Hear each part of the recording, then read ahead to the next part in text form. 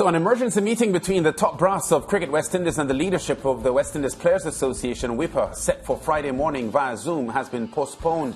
The meeting was to discuss allegations of victimisation of players, including all-rounder Odean Smith. It's understood that the CWI requested the meeting be rescheduled until after the ongoing T20 series between the West Indies and England. Now, in a statement from the CWI, President Ricky Skerritt described the allegations of player victimisation as unsubstantiated and mischievous.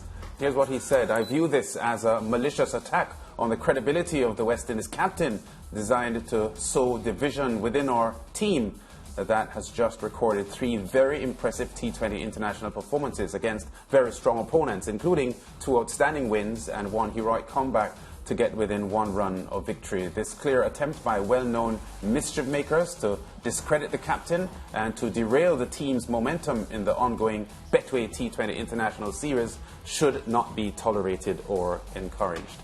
Now, Skerritt said that the so-called mischief makers fabricated a story that West Indies left-hand opening batsman Chris Gayle would have received a farewell match during Ireland's tour of the West Indies earlier in January. Cricket Buzz carried this story that Skerritt said the story about farewell selection match for Gayle versus Ireland was fabricated by mischief makers. We are not defining what such a game will look like. The planning has not yet commenced. Now we'll take you back to the CWI CEO, Johnny Grave, who was a guest on the Sportsmax Zone on New Year's Eve last year. He addressed the potential farewell game. Will Chris Gayle get a farewell opportunity from Cricket West Indies, and if so, in what form? Well, we certainly hope so. We've been talking to Chris for a while now about how we can best honour him and also give the opportunity for his friends and families to come and watch a final game, as well as fans, not just in Jamaica but hopefully around the region, to come and show their pride and respect to one of our greatest ever players.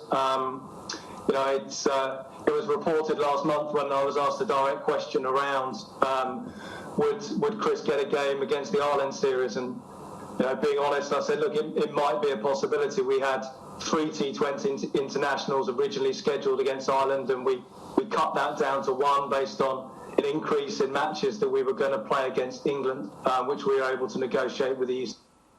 Cricket West Indies CEO Johnny Grave speaking there on New Year's Eve, and representing stark and unmistakable evidence, George and Mariah, that this Chris Gayle farewell match was not a fabrication by any mischief maker as being suggested by the CWI President.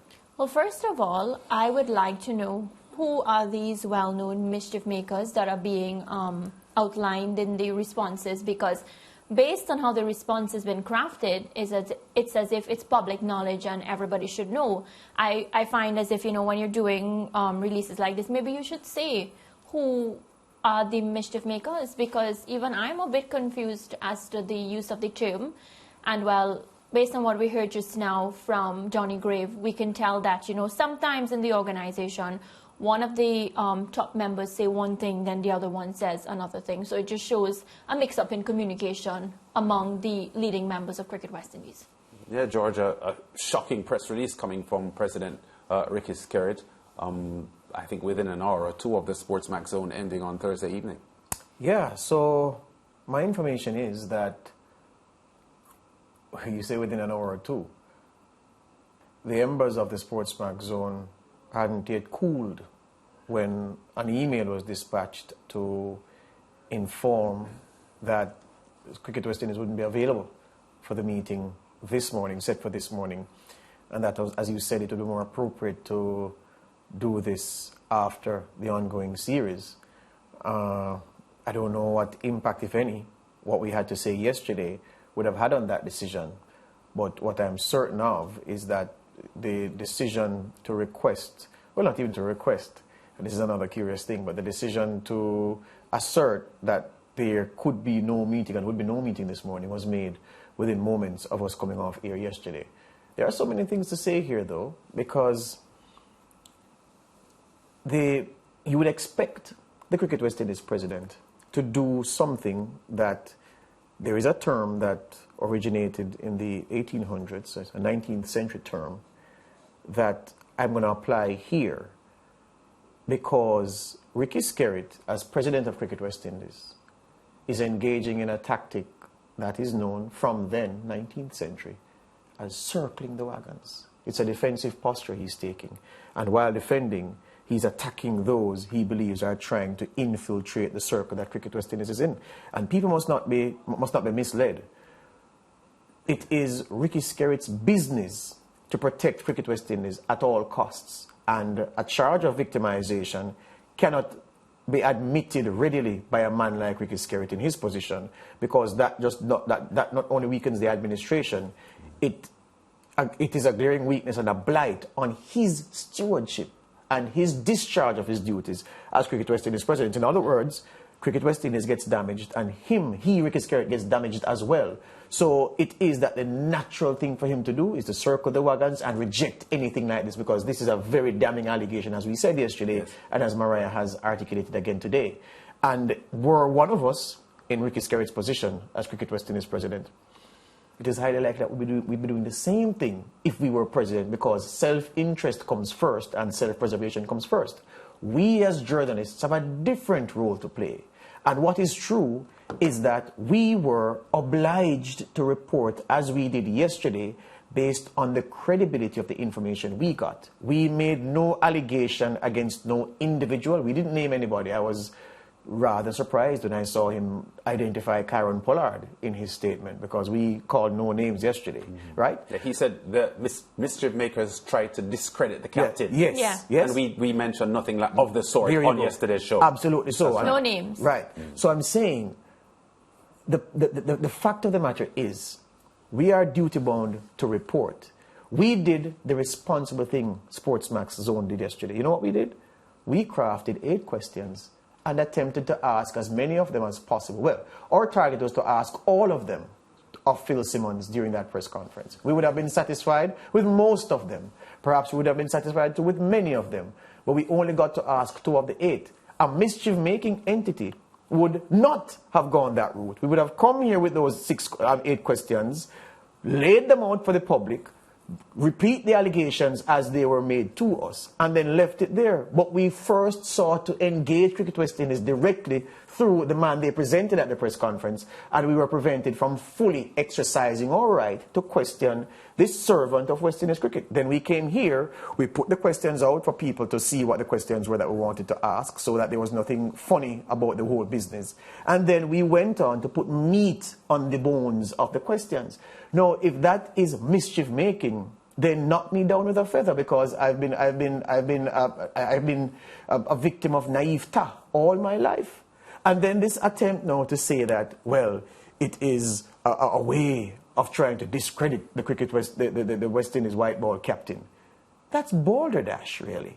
And that we are mischief making? No. We have put the allegations as we heard them. It is now time for Cricket West Indies, whether before the meeting with WIPA or after the meeting with WIPA, to say, gentle people, this and that has been said based on our investigation. Nothing of the sort. Is Mr. Skerritt now saying that he has already investigated the matter and he can prove that none of what we are asking is true, and that he can be confident enough of that not being true to say it and to declare it? And at what point will he declare it? Why was that not said then? That, look, I have investigated, or Cricket West Indies has investigated, and we found nothing, therefore we brush off the allegations. All he has done is brush off the allegations, which is a naked attempt to circle the wagons, and it is what a leader in his position will do, because to admit such a charge would be a serious blight on his stewardship of Cricket West Indies. Yeah, and the fact is that the meeting is still pending. Of course. The meeting is still pending. No set date, right? There's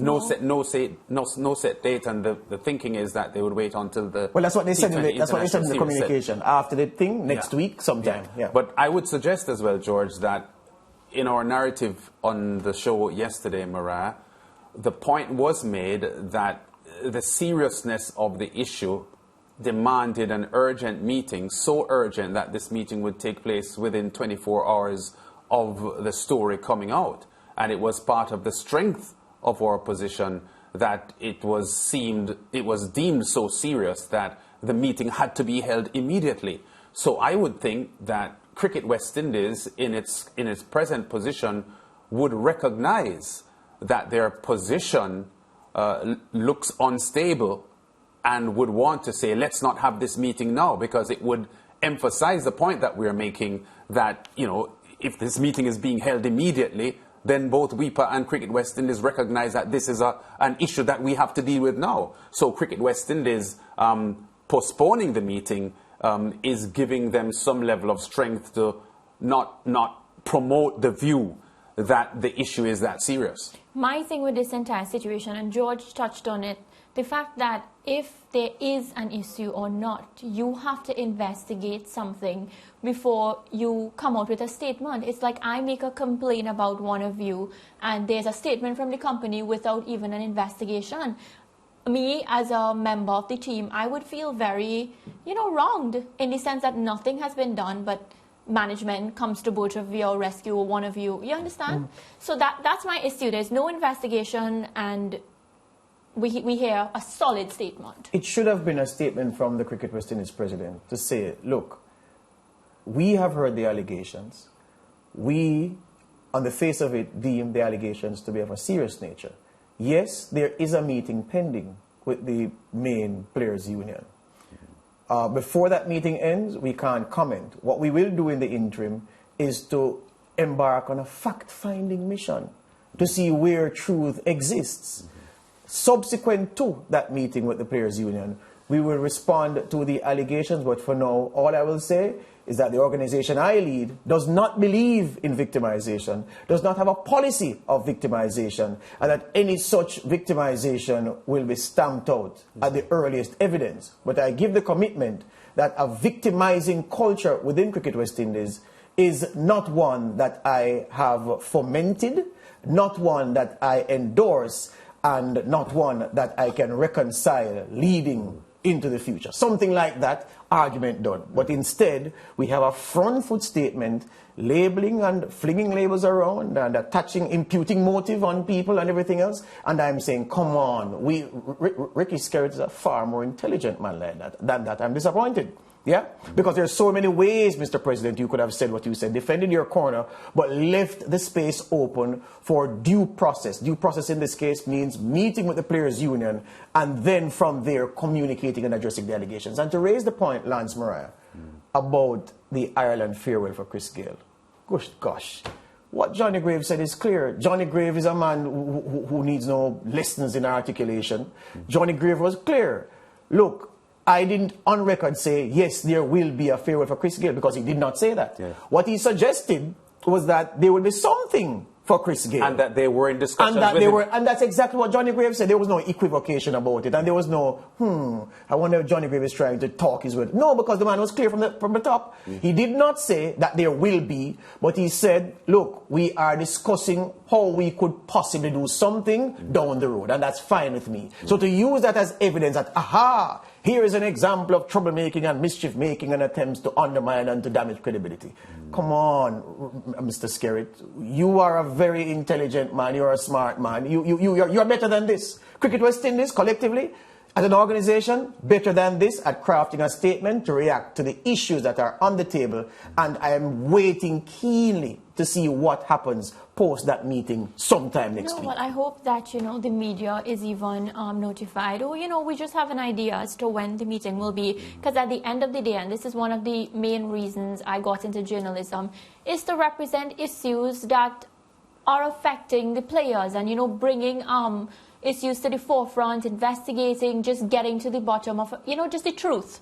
And I get the sense that, whenever we try to do things like that, it always comes across as doing the wrong thing. Yeah, could it be that Ricky Skerritt, though, George and Mariah, could have been guided by the pronouncements of the coach, Phil Simmons? Because we are suggesting that the issue should have been thoroughly investigated before he comes out with such a strident position. But his coach made it very clear that nothing of the sort was happening. That is completely untrue, and that allegations of victimization is not happening.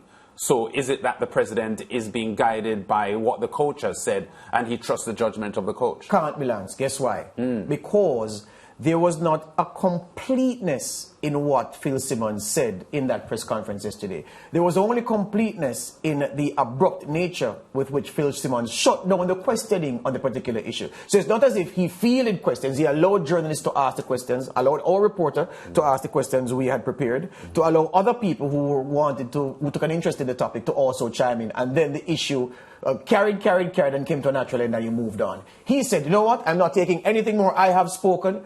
Did he give one shred of evidence to say, well, funny you asked that, I can say I've never been party to any victimizing of anybody. I've never victimized anybody. I've never known of that. But I've heard certain things. I've checked with the player, and I can report that nothing like that has happened, or checked with players and nothing like that has happened. He didn't say that. He just said that there's no victimization. Are we going down the wrong road? Took umbrage, going down the wrong road, took umbrage at the question even being asked, and that's something I can't understand. How do public officials react to journalists with this kind of attitude as if, how dare you ask that question? What, aren't we adults all? Aren't we people aren't we people who have various accomplishments to our name, are qualified to be asking questions? You're qualified to coach. I'm qualified to ask questions. My job involves questioning you about the work that you're doing. How can you then give this posture of being above being questioned, which is what the West Indies coach did yesterday? So I'm saying, Lance, in the long way to say, there wasn't a completeness to what happened at the press conference yesterday on the topic of victimization for Ricky Skerritt to be comfortable that his coach dealt with it thoroughly enough for him to then latch on to his coach's comments to then say this is unsubstantiated, this is mischievous, and that troublemakers are running amok outside of the halls of West Indies cricket and trying to create trouble. To your best knowledge, George, the West Indies Players Association, who were I suspect anxiously awaiting this meeting. Is there a current position from them? Any disappointment that the meeting wasn't held this morning? Yes, there is. That's a sense I get, because you invite someone to a meeting and the invitee doesn't ask if you can reschedule the meeting. They tell you that the meeting will be rescheduled because we're not available on that day. So I guess in any negotiation where the shoe is on the other foot, Cricket West Indies invites someone to a meeting, and then the invitee tells Cricket West Indies that, oh no, we're not available that day, we'll meet at some other time. Cricket West Indies will obviously take umbrage at that and say, wait, why is the tail wagging the dog on this issue? So there is that. But yes, they are surprised and disappointed that they didn't get the meeting this morning. But at the same time, not wanting to make trouble, we understand, keen to wait until the parties can come together via Zoom to get everything done. And for the record, WIPA officials have spoken repeatedly since the Ricky Skerritt administration took over from Cameron's administration that they enjoy a good relationship with the current administration. So mash down that line. Wayne Lewis has said that many times, and there is a general feeling and acceptance from my part as a journalist that WIPA is not in a confrontational relationship with Cricket West Indies. So, we are anxiously awaiting this story unfolding, and WIPA sitting down with Cricket West Indies to bring some clarity to this story, because that's really what we're looking for. Back with more on The Zone after this.